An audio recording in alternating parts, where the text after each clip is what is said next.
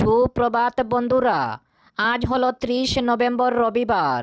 আজকের সকালের বরাক উপত্যকার শ্রীভূমি, করিমগঞ্জ, শিলচর, হাইলাকান্দি সহ আসামের বিশেষ বিশেষ খবরগুলি হলো: মসজিদের ভিতরে ঢুকে ইমামকে হেনস্থা। ভারতে মাতা কি জয় বলতে চাননি ইমাম, সেজন্য মসজিদের ভিতরে ঢুকে তাকে হেনস্থা করা হয়। বিস্তারিত থাকবে প্রতিবেদনে। জুলুম হলে জেহাদ হবেই, বিস্ফোরক মন্তব্য জমিয়ত উলামা হিন্দের প্রেসিডেন্ট মাহমুদ মাদানির। আবারও পুলিশের বড় সাফল্য, রেল স্টেশন থেকে সন্দেহভাজনে 2 নেশা কারবারি আটক। 6 জনগোষ্ঠীকে উপজাতি তালিকাভুক্ত করার বিরোধিতায় উত্তাল বিটিসি। অসমে আবারও জোরদার উচ্ছেদ অভিযান। মামাবাড়ির জোরদার উচ্ছেদ অভিযানে ধুলোয় মিশল 1500টি বাড়ি। এবং মুখ্যমন্ত্রী হিমন্ত বিশ্ব শর্মার ভবিষ্যৎবাণী। আগামী বছরে ভোটে জিতলে মুখ্যমন্ত্রী হিমন্ত বিশ্ব শর্মা দিলেন ভবিষ্যৎবাণী। তাহলে বিস্তারিত খবরে যাওয়ার আগে অবশ্যই ভিডিওটিতে একটি লাইক দিয়ে চ্যানেলটি সাবস্ক্রাইব করে পাশের বেল আইকনটি বাজিয়ে রাখবেন এবং ফেসবুক পেজে দেখে থাকলে পেজটি ফলো করে ভিডিওটি শেয়ার করবেন, যাতে সঠিক খবরগুলো সবার কাছে পৌঁছাতে পারি। এবার শুনুন আজকের খবরের বিস্তারিত।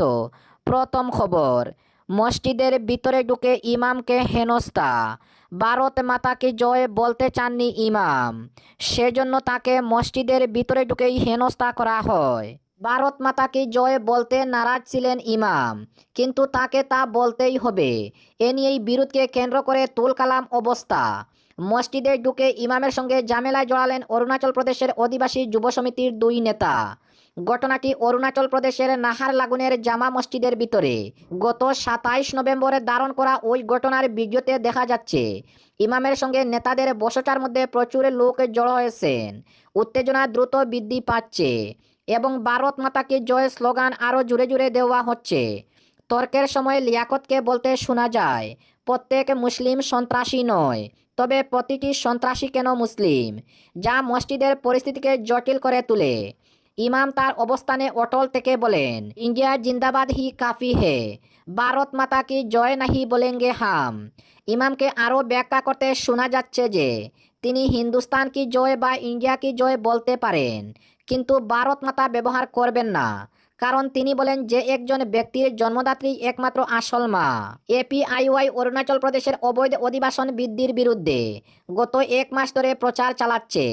সেই সময় ইমামের সঙ্গে দলের শীর্ষ নেতাদের এই বিরোধ বেশ তাৎপর্যপূর্ণবাহী। নাহারলাগুনে হেলিপ্যাডের কাছে একটি জামে মসজিদের অবৈধ নির্মাণের অভিযোগে 25 নভেম্বর এপিআইওয়াই বন্ধ ঘোষণা করেছিল, কিন্তু স্বরাষ্ট্র মন্ত্রকের হস্তক্ষেপে এবং ব্যবস্থা নেওয়ার আশ্বাসের পরে সেই বন্ধে প্রত্যাহার করে নেওয়া হয়। বৃহস্পতিবার মত বিনিময়ের সময় এপিআইওয়াইয়ের নেতারা ইমামের পরিচয় নিয়ে প্রশ্ন তুলেন। অভিযোগ করেন যে তিনি সম্ভবত আদিবাসী, একজন বাংলাদেশি মুসলিম হতে পারেন।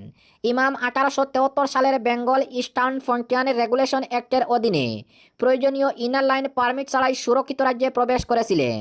তবে পুলিশ এই ঘটনায় এখনও কোনো আনুষ্ঠানিক প্রতিক্রিয়া জানায়নি। অপরদিকে জুলুম হলেই জেহাদ হবেই, বিস্ফোরক মন্তব্য জমিয়ত উলামা হিন্দের প্রেসিডেন্ট মাহমুদ মাদানির। যদি জুলুম হয় তাহলেই জেহাদ হবেই, শনিবার বিস্ফোরক মন্তব্য করলেন জমিয়ত উলামা হিন্দের প্রেসিডেন্ট মাহমুদ মাদানি। পাশাপাশি সরকার এবং বিচার বিভাগের বিরুদ্ধে সংখ্যালঘুর অধিকার ক্ষুণ্ণ করার অভিযোগ এনেছেন তিনি। মাদানির মন্তব্যে ফুঁসে উঠেছে বিজেপি। তার বিরুদ্ধে মুসলিমদের উস্কানি দেওয়া এবং বিচার বিভাগকে চ্যালেঞ্জ করার অভিযোগ এনেছে গেরুয়া শিবির। মাদানির অভিযোগে বাবরি মসজিদে 3 তালাক সহ আদালতের একাধিক রায় প্রমাণ করে সরকারের চাপে কাজ করেছে বিচার বিভাগ। তিনি দাবি করেন এমন একাধিক সিদ্ধান্ত নেওয়া হয়েছে সাম্প্রতিক সময়ে যা সংবিধান দ্বারা নিশ্চিত করা সংখ্যালঘুদের অধিকার প্রকাশ্যে লঙ্ঘন করেছে। সুপ্রিম কোর্টে ততক্ষণই সর্বোচ্চ বলে অভিহিত হওয়ার অধিকার রাখে যতক্ষণ সেখানে সংবিধান সুরক্ষিত থাকছে। মাদানি ভারতের মুসলমানদের প্রতি জনসাধারণের অনুভূতির মূল্যায়ন করেন। উল্লেখ করেন 10% মানুষ তাদের সমর্থন করেন, 30% তাদের বিরুদ্ধে এবং 60% নীরব। মুসলমানদের এই নীরব সংখ্যাগরিষ্ঠের সঙ্গে সম্পর্ক বজায় রাখার আহ্বান জানান তিনি। বলেন, তাদের কাছে আপনার মুসলমানদের সমস্যাগুলি ব্যাখ্যা করুন। যদি এই 60% মানুষ মুসলমানদের বিরুদ্ধে চলে যায় তাহলে দেশে বড় বিপদ দেখা দেবে। মাদানির দাবি লাভ জেহাদে জমি জেহাদ ইত্যাদির ভুল ব্যাখ্যা হচ্ছে। তিনি বলেন, জেহাদ একটি পবিত্র জিনিস, তা ভালোর জন্য ঘটে থাকে। যদিও এরপরেই মন্তব্য করেন, যেখানে জুলুম আছে সেখানে জেহাদ হবেই। জমিয়ত উলামা হিন্দের প্রেসিডেন্টের এই মন্তব্যকে উস্কানি বলেছে বিজেপি। বিজেপির বিধায়ক রামেশ্বর শর্মা দাবি করেন, বিচার বিভাগের দিকে চ্যালেঞ্জ ছুড়েছেন মাদানি। তিনি বলেন, ভারতে নতুন জিন্নাদের আবির্ভাব হচ্ছে, যারা দেশের মুসলমানদের উত্তেজিত করার চক্রান্ত করেছে। অপরদিকে পুলিশের আবারও বড় সাফল্য, রেল স্টেশন থেকে সন্দেহভাজনে 2 নেশা কারবারি আটক, থানায় উত্তেজনা। রেল স্টেশনে 2 সন্দেহভাজন নেশা কারবারিকে আটক করল পুলিশ। ঘটনাটি ত্রিপুরার যোগেন্দ্রনগর রেল স্টেশনের। শুক্রবার গোপন সূত্রে পাওয়া তথ্যের ভিত্তিতে যোগেন্দ্রনগর রেল স্টেশনে অভিযান চালিয়ে পূর্ব আগরতলা থানার পুলিশে 2 জন সন্দেহভাজন নেশা কারবারিকে আটক করে। ধৃতরা হলেন শ্রীলঙ্কা বস্তির নাজির হোসেন ও বিহারের শ্যামকুমার সিং। যদিও তাদের কাছ থেকে কোনো নেশাজাতীয় সামগ্রী উদ্ধার হয়নি। পুলিশ জানিয়েছে, 2 জনের বিরুদ্ধে পূর্বে একাধিক মামলার রেকর্ড রয়েছে। পুলিশের দাবি, ঘটনাস্থলে মোট 5 জন যুবক উপস্থিত ছিলেন, তবে 3 জন পুলিশকে দেখে পালিয়ে যায়। শনিবার আটকে 2 ব্যক্তিকে আদালতে পেশ করা হয়। অন্যদিকে ঘটনাকে কেন্দ্র করে উত্তেজনা চড়ায় পূর্ব আগরতলা থানায়। বনমালীপুরে যুব মোর্চার কয়েকজন নেতা থানায় গিয়ে ওসির সঙ্গে দেখা করে কঠোর পদক্ষেপের দাবি জানান।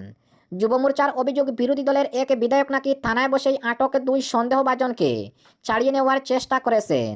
এই অভিযোগ ঘিরে স্থানীয় মহলে ব্যাপক চাঞ্চল্যের সৃষ্টি হয়েছে। অপরদিকে 6 জনগোষ্ঠী উপজাতি তালিকাভুক্ত করার বিরোধিতায় উত্তাল হয়ে উঠল বিটিসি। 6 জনগোষ্ঠীকে জনজাতির মর্যাদা দেওয়ার সিদ্ধান্তের বিরুদ্ধে প্রতিবাদে উত্তাল হয়ে উঠেছে বড়োল্যান্ড টেরিটোরিয়াল কাউন্সিল অর্থাৎ বিটিসি এলাকা। শনিবার অসম বিধানসভায় এই প্রসঙ্গে মন্ত্রীগোষ্ঠীর প্রতিবেদন দাখিলের আগেই বড়োল্যান্ড বিশ্ববিদ্যালয়ের ছাত্রছাত্রীরা প্রতিবাদ কর্মসূচি গ্রহণ করে। সর্বশেষ পাওয়া খবর অনুযায়ী এই প্রতিবাদে ক্রমে উত্তপ্ত রূপ নেয়। প্রতিবাদ চলাকালীন সময়ে একদল আন্দোলনকারী বিটিসি সচিবালয়ে প্রবেশ করে ভাঙচুর চালিয়েছে বলে অভিযোগ উঠেছে। উল্লেখ্য, শনিবার সন্ধ্যায় বিধানসভায় 6 জনগোষ্ঠী উপজাতি তালিকাভুক্ত করার সম্পর্কিত মন্ত্রীগোষ্ঠীর প্রতিবেদন দাখিল করেন মন্ত্রী রনোজ পেগু। এই প্রতিবেদনটি কেন্দ্রীয় সরকারের নিকট পাঠানো হবে। গত বুধবার মন্ত্রিপরিষদ এই প্রতিবেদনের অনুমোদন দিয়েছিল। প্রাপ্ত তথ্য অনুযায়ী বিশ্ববিদ্যালয় চত্বরে সংগঠিত হওয়া ছাত্রছাত্রীরা 6 কিলোমিটার দূরে অবস্থিত বিটিসি সচিবালয়ের দিকে মিছিল করে এগিয়ে আসে।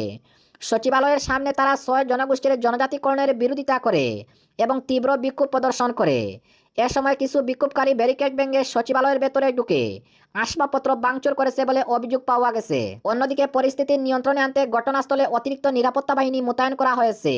তবুও এলাকায় উত্তেজনা অব্যাহত রয়েছে এবং পরিস্থিতি সম্পূর্ণ নিয়ন্ত্রণে নেই বলে জানা গেছে। গত বুধবার রাজ্য মন্ত্রিসভায় অসমের 6 জনগোষ্ঠী তাই অহোম, চুতিয়া, মরান, মটক, কুচ, রাজবংশী এবং 4 জনজাতিকে তফসিলি উপজাতি এসটি মর্যাদা দেওয়ার সুপারিশ সহ মন্ত্রীগোষ্ঠীর প্রতিবেদনে অনুমোদন দেয়। এর প্রতিবাদে বড়োল্যান্ড বিশ্ববিদ্যালয়ের ছাত্রছাত্রী ক্যাম্পাসে আন্দোলন করে এবং 3য় সেমিস্টারের চূড়ান্ত পরীক্ষা বর্জন করে। একইভাবে বৃহস্পতিবার কোকরাঝাড় শহরে অল বড়ো স্টুডেন্টস ইউনিয়ন এবং বেশ কয়েকটি জনজাতি সংগঠন প্রতিবাদ মিছিল বের করে। বিক্ষোভকারীরা দাবি করে 6 জনগোষ্ঠীকে এসটি মর্যাদা দেওয়া হলে বর্তমানে গোষ্ঠীগুলির সাংবিধানিক অধিকার ও সুরক্ষা কমে যাবে। এর ফলে শিক্ষা ও কর্মসংস্থানের সুযোগে প্রভাব পড়তে পারে। অপরদিকে অসমে জোরদার উচ্ছেদ অভিযান।